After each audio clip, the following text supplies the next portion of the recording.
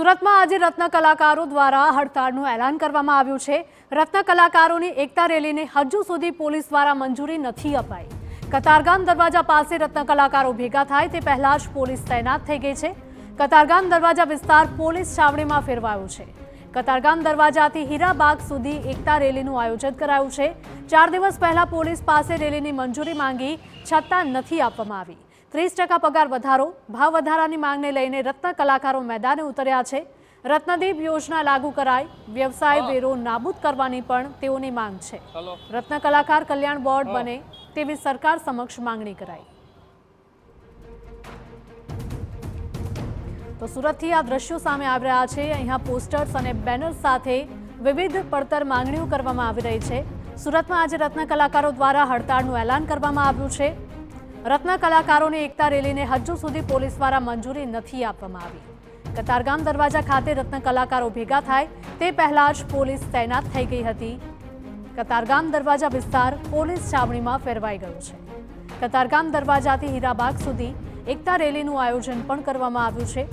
ત્યારે 4 દિવસ પહેલા પોલીસ પાસે રેલીની મંજૂરી માંગી હતી, છતાં પણ મંજૂરી નથી આપવામાં આવી। 30% પગાર વધારો, ભાવ વધારાની માંગને લઈને રત્ન કલાકારો મેદાને ઉતર્યા છે। રત્નદીપ યોજના લાગુ કરાય, વ્યવસાય વેરો નાબૂદ કરવાની પણ તેઓની માંગ છે। રત્ન કલાકાર કલ્યાણ બોર્ડ બને તેવી સરકાર સમક્ષ માંગણી કરવામાં આવી રહી છે। સરકારને 30 તારીખ સુધીનું અલ્ટિમેટમ પણ આપવામાં આવ્યું હતું। કામની જગ્યાએ ઓછું મળી રહ્યું છે અને 50% કામ અત્યારે અમારે ભાડા ભરવા, બાળકોની ફી ભરવી એ બિલકુલ અમારે થતું નથી। કેટલા રત્ન કલાકારો આત્મહત્યા કરી, પણ અમે હવે અમારાથી સહન થાય એમ નથી। અમે સરકાર પાસે માગણી છે કે અંદર ઇન્ટરેસ્ટ લઈ અને અમારે કમસે કમ 30% ભાવ વધે એવું કંઈ વિચારે। અને ડાયમંડના મોટા મોટા શેઠિયોને પણ અમારી વિનંતી છે કે રત્ન કલાકારોનું ઘર ભાગતું અટકાવે અને શોષણ અટકાવે। અમારું હમણાં કેટલા વર્ષથી શોષણ થઈ રહ્યું છે। હીરા કારીગરોનો પગાર બી ઘટી રહ્યો છે। રત્ન કલાકારોનું શોષણ થઈ રહ્યું છે, શું કેવું છે? તમે ક્યાં કામ કરો છો? કઈ રીતની અત્યારે રત્ન કલાકારોની સ્થિતિ? રત્ન કલાકારોની સ્થિતિ અત્યારે બહુ કફોડી છે। જે શેઠિયાઓ રત્ન કલાકારોના નામ પર આજે મોટા મોટા બંગલાઓ બાંધી રહ્યા છે, મોટી મોટી બિલ્ડિંગો બાંધી રહ્યા છે, એમને રત્ન કલાકારોને એકલા મૂકી દીધા છે। એમનું કોઈ સાંભળતું નથી। પાછળના કેટલાય વર્ષથી પગાર ઘટાડો કરી રહ્યા છે, 2-3 દિવસની રજા આપી રહ્યા છે, એમાં ઘટાડો થઈ રહ્યો છે। જ્યારે મંદી આવે ત્યારે કારીગરોને મન ફાવે ત્યારે છૂટા કરી રહ્યા છે। એટલે રત્ન કલાકારો બહુ કફોડી હાલતમાં આવી ગયા છે। શું કહેશો, કેટલા વર્ષથી રત્ન કલાકાર તરીકે કામ કરો છો? માર્કેટની સ્થિતિ કેવી છે? માર્કેટની સ્થિતિ સારી છે, શેઠિયા લોકોને પગાર આપવો નથી, ઓછામાં કામ કરાવવું છે અને શોષણ કરવું નથી। કારીગરોને કોઈ જે કામ હોય ત્યારે જરૂર હોય, નહીં જરૂર હોય ત્યારે રજા આપી દે આ લોકો। કેટલા વર્ષથી કામ કરો છો તમે? 45 વર્ષથી। 45 વર્ષથી। તો આવી મંદી પહેલા ક્યાંય જોઈ છે કરી તમે? પહેલી વર્ષ જેવી આટલા વર્ષમાં મેં જિંદગીમાં પહેલી વાર। હા, એમાં રત્ન કલાકારોની સ્થિતિ બહુ ખરાબ છે। હા, બહુ ખરાબ। ખોલો છોકરો શું કરે, મજબૂરી કોલ ઝેર પી જાય છે તો શું કરે? એનો મતલબ શું રહીએ?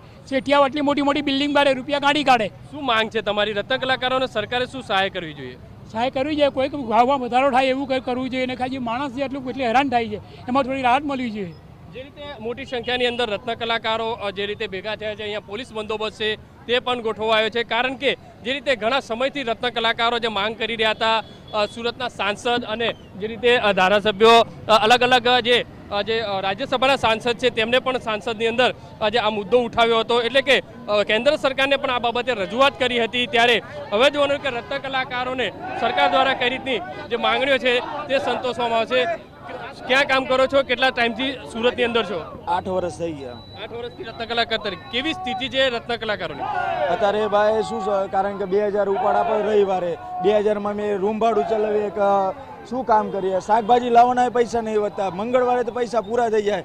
15 રૂપિયા ભાવનું કટિંગ લઈને 9 રૂપિયા ભાવ આપો હીરામાં, તળિયામાં એક બરાબર ધાર હરકી ટીક પોઈન્ટ માંગે, આ તે એમ કંઈ હેરાનગતિ કરે, ભાવ વધારતા કંઈ નથી ભાઈ। તો શું માંગ છે સરકાર પાસે તમારી રત્ન કલાકારોની? કારણ કે હાલત કફોડી બની રહી છે, રત્ન કલાકારો આપઘાત કરી રહ્યા છે।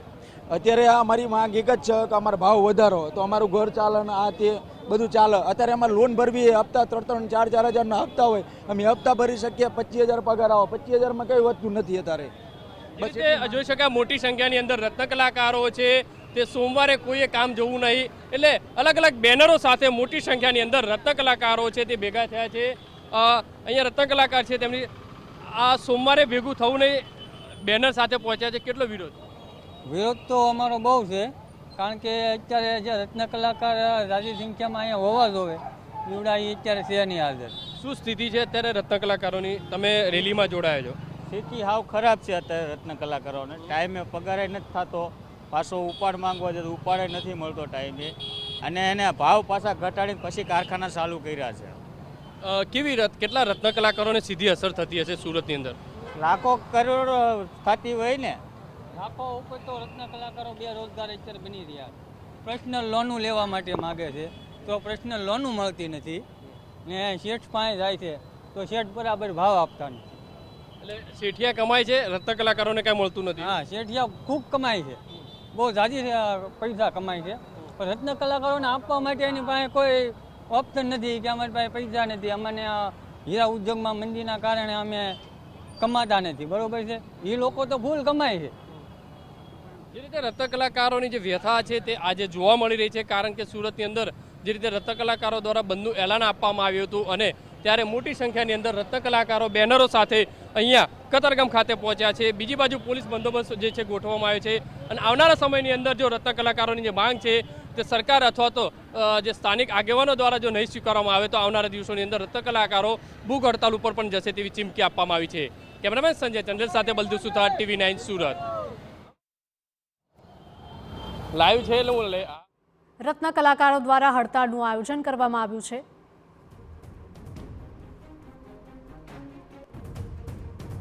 રત્ન કલાકારોની એકતા રેલીને હજુ સુધી પોલીસ દ્વારા મંજૂરી નથી આપવામાં આવી.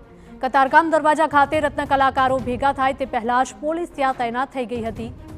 કતારગામ દરવાજા વિસ્તાર પોલીસ છાવણીમાં ફેરવાયો હોય તેવા પણ દ્રશ્યો અહીં જોવા મળ્યા. કતારગામ દરવાજાથી હીરાબાગ સુધી એકતા રેલીનું આયોજન કરવામાં આવ્યું છે. 4 દિવસ પહેલા પોલીસ પાસે રેલીની મંજૂરી માંગી હતી, છતાં મંજૂરી નથી આપવામાં આવી.